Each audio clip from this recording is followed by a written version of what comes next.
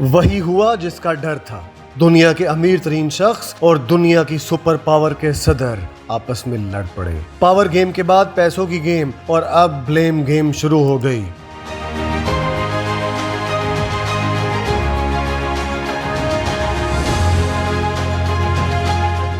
دنیا کے امیر ترین شخص ایلون مسک اور اختیارات کے لحاظ سے دنیا کے طاقتور ترین شخص کے درمیان لفظی گورا باری نے پوری دنیا کی توجہ اپنی طرف مبذول کر لی ہے۔ ہر شخص یہ سوچنے پر مجبور ہے کہ دو ہاتھیوں کی لڑائی کا انجام کیا ہوگا اور کیا اس میں چونٹیوں کے ساتھ ساتھ کسی ایک ہاتھی پر کاری ضرب بھی لگے گی۔ حکومتی استعداد کار میں اضافے کا محکمہ بد دلی کے ساتھ چھوڑنے کے بعد یہ پہلا موقع ہے کہ ایلون مسک نے ڈونلڈ ٹرمپ پر سنگین ترین الزامات لگایا ہے۔ ایلون مسک نے الزام لگایا ہے کہ صدر ڈونلڈ ٹرمپ کا نام جنسی اسکینڈلز میں بدنام جیفری ایپسٹین کی فائل میں موجود ہے۔ وہی جیفری ایپسٹین جو کمسنوں کے ساتھ جنسی زیادتی کے کئی واقعات میں ملوث قرار دیا گیا تھا۔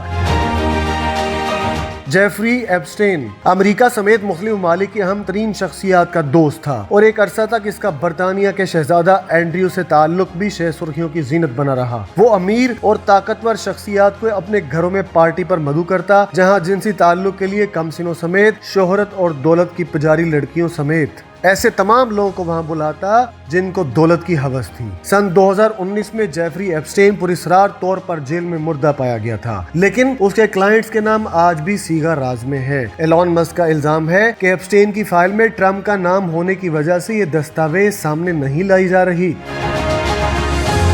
ایلون مسک نے کہا کہ لکھ کر رکھ لیں، حقیقت سامنے آ کر رہے گی۔ ساتھ ہی ٹیسلا کے مالک نے مطالبہ کیا کہ صدر کا مواخذہ کر کے ڈی جے وینس کو امریکی صدر بنایا جانا چاہیے۔ ایلون مسک نے صدر ٹرمپ کو یہ کہہ کر بھی اشتعال دلایا کہ اگر دنیا کا امیر ترین شخص مدد نہ کرتا تو ٹرمپ 2024 کا الیکشن ہار جاتے، ڈیموکریٹس ایوان میں اکثریت حاصل کر لیتے اور سینٹ میں ریپبلکنز کو صرف ایک ووٹ سے برتری ملتی۔ ایلون مسک نے کہا کہ ٹرمپ نے ناشکری کی انتہا کر دی۔ ایلون مسک نے انتخابی مہم کے دوران پینسلوینیا میں قاتلانہ حملے کے موقع پر ڈونلڈ ٹرمپ کی توثیق کی تھی اور ریپبلکنز کو انتخابی مہم چلانے کے لیے $290 ملین عطیہ کیے تھے۔ وہ کئی موقعوں پر ڈونلڈ ٹرمپ کے ساتھ ریلیوں میں بھی شریک ہوئے۔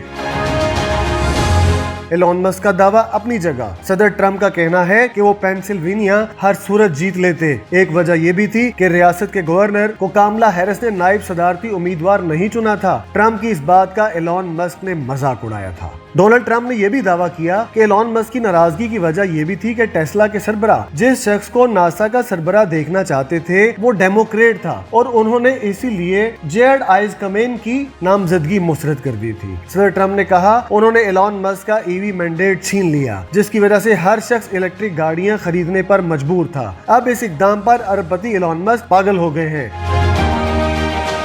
ٹرمپ کی جانب سے ایلون مسک کو دھمکی دی گئی ہے کہ وہ اسپیس ایکس اور ٹیسلا کی حکومت سے معاہدے بھی ختم کر دیں گے، کیونکہ بجٹ میں رقم بچانے کا آسان طریقہ یہی ہے کہ سبسڈی اور کانٹریکٹ ختم کیے جائیں۔ ایلون مسک نے صدر ٹرمپ کو چیلنج کیا ہے کہ اگر وہ یہ اقدام کر سکتے ہیں تو کر کے دکھائیں۔ ساتھ ہی مسک نے ڈریگن اسپیس کرافٹ کو فوری معطل کرنے کی دھمکی دے دی۔ ڈریگن کی ہی بدولت ناسا کے خلا باز عالمی خلائی اسٹیشن جاتے ہیں اور پہلے سے موجود خلا بازوں کو سپلائی مہیا کرتے ہیں۔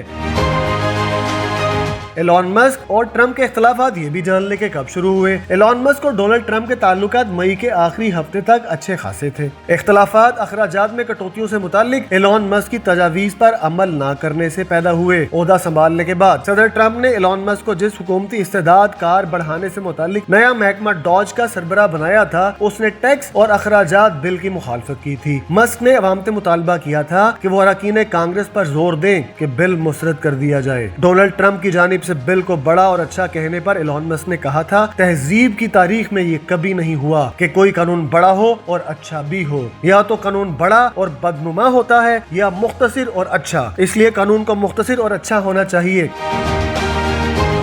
صدر ٹرمپ کا کہنا ہے کہ ایلون مسک مجوزہ قانون سے پوری طرح واقف تھے، مگر اعتراض اسی وقت شروع کیا جب انتظامیہ کو خیر بات کہہ دیا، جس پر ایلون مسک نے ٹرمپ کی بات کو جھوٹ کا پلندہ قرار دیتے ہوئے دعویٰ کیا تھا کہ بل انہیں کبھی دکھایا ہی نہیں گیا تھا۔ ایلون مسک کے بقول بل رات کے اندھیرے میں اتنی تیزی سے ایوان نے منظور کیا کہ کسی رکن نے پڑھا تک نہیں۔ دونوں کی لفظی گولہ باری کا باقاعدہ آغاز ہونے سے پہلے ایلون مسک نے ڈاج کی سربراہی سے 2 دن پہلے استعفیٰ دے دیا تھا، لیکن صدر ٹرمپ نے ایلون مسک کو وائٹ ہاؤس बुला कर उन्हें व्हाइट हाउस की जंबो साइज चाबी अलामती तौर पर दी थी और कहा था कि मस्क की बतौर मशीर हैसियत बरकरार रहेगी। अब एक दूसरे के खिलाफ जहर उगलने का मौका आया है तो सदर ट्रम्प ने दावा किया है कि खुद उन्होंने एलॉन मस्क को हुक्म दिया था कि वो इंतजामिया से अलहदा हो जाएं, जिस पर एलॉन मस्क ने कहा कि वक्त आ गया है कि बहुत बड़ा बम गिरा दिया जाए।